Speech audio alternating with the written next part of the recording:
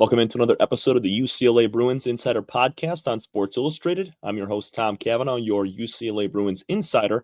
Follow me at TCAV30 on Twitter/X and follow our insider pages at UCLA Insider on SI. Today we're going to be looking at men's basketball and football once again. A couple of updates coming out of both sides here. We'll start with men's basketball as they have a new ranking in the top 25. They got a big game coming up on Tuesday, a little bit of a tune-up for them, lopsided battle against the team that has struggled this season. And then also on the football side of things, we got one transfer commit that has come in, and then another accolade for arguably the Bruins' best player this past season. We'll start with men's basketball. Ranked number 18th now in the country is Mick Cronin's group. So they went from 22 to start the year, lost to New Mexico, lost that national ranking. Then they won their next 6 games in a row, before going on to play Oregon.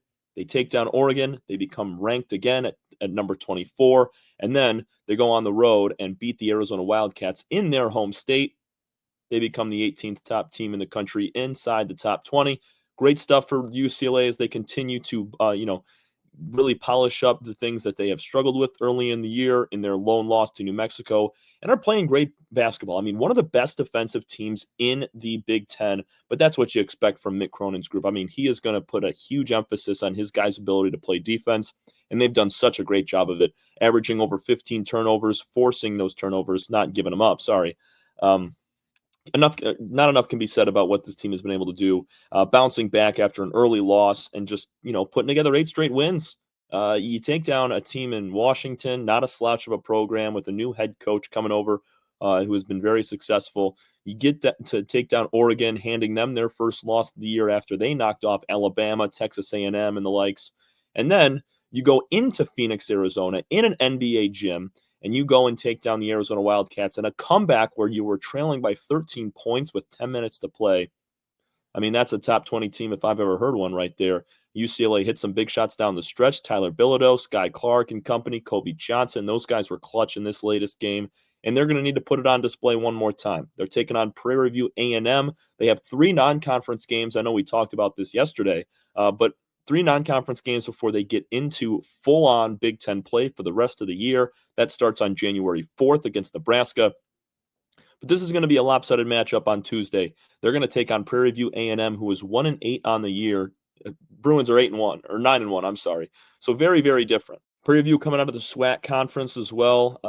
They played no similar opponents, but, I mean, UAB they lost to, Mississippi State they fell to as well. Just came off a loss to Loyola Marymount. So if UCLA plays their game at home, they're going to be able to get a win here and just kind of utilize it as they did with the Idaho State, Cal State Fullerton, those games where, they had the size, they had the talent to take down their opponent, but it's all about focusing on themselves, not the scoreboard or anything like that, just making sure that the guys are playing their best basketball because this Saturday they're going to be taking on North Carolina in a very big game, and then they wrap up non-conference play with Gonzaga. So it starts here with Prairie View continuing to bolster that top ranking and moving up, see if they can get inside the top 15, maybe the top 10, and make some real noise in just college basketball itself, but specifically in the Big Ten. Moving on to football now, we're going to talk about one guy that is very familiar to the Bruins fans. That's junior linebacker Carson Schwessinger. This kid continues to rack up the accolades. We talked about him being a Burlsworth Trophy finalist. That goes to the best walk-on in college football this year. A Butkus Award finalist. Last guy to win that for UCLA was Eric Kendricks back in 2014. Schwessinger could do it again. He is a finalist for that award for the best linebacker in all of college football, and he just earned himself an AP first-team All-American honor after the last couple of days. News broke. They finalized the first-team All-Americans, and Schwessinger definitely deserves to be on that list. Ranked 3rd in the FBS in total tackles with 139, added 4 sacks and 2 interceptions as a linebacker. I mean, the kid was all over the field, whether he was blitzing, dropping back in coverage, had a fair amount of pass deflections as well over this season. And you can't really say enough about what his journey has been as a college player, coming on as a walk-on in 21, earning a scholarship in 2022, and then building up to this point in 24 where he has this breakout season and NFL-type numbers. I mean, or NFL draftable-type numbers, I should say. I know Schwessinger's still making his decision, but it's going to be interesting considering he's a junior. Does he put his name into the NFL draft? Does he come back to UCLA for a last year? Does he transfer out to another program that has aspirations of winning a national championship?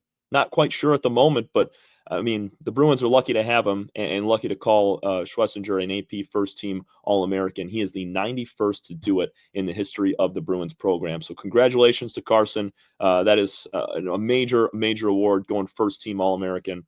And he was one of the best college linebackers in the country this year. He definitely deserves that status. One other thing we'll hit on. This is more so in the recruiting side of the football team.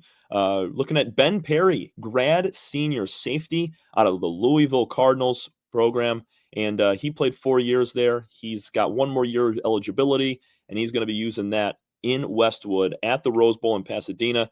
Perry, this past season, 29 tackles, just 1 sack, 1 forced fumble, not a ton of production. Played all 12 games this year for the Cardinals. He's looking for a new place to finish out his career. And he's a great piece that the Bruins were able to get because they lose 2 defensive backs in Kalen Moore and Brian Addison, both of those guys declaring for the draft. And getting Ben Perry, I mean, that's huge because he's going to be able to step in immediately, start, play a huge role in one of those spots and really just help reload this secondary defense for the Bruins that really struggled last year to be able to stop the passing game. They were they were top 5 in college football at stopping the run. They were a great run defense team. But on the pass game, they could not defend very well when guys were slinging the ball around the yard. So Perry, I mean, he's going to be a big piece of that. He did suffer a neck injury against Clemson this past year, but did not miss any time. So he should be good to go. I don't think that's going to be a lingering issue that he has to deal with throughout the season, hopefully. But he's got one more year of eligibility, trying to make this his best and brightest season so that he can do what Addison and Moore did this past year and, bolster a nice stat sheet, impact the game, impact all the games, really, and then put your name into the NFL draft at the end of the season. This has been the UCLA Bruins Insider Podcast on Sports Illustrated from the Fans First Sports Network. My name is Tom Cavanaugh. Follow me once again at TCAV30 on Twitter/X and our insider pages at UCLA Insider on SI. Thanks so much, everybody. We will see you again tomorrow.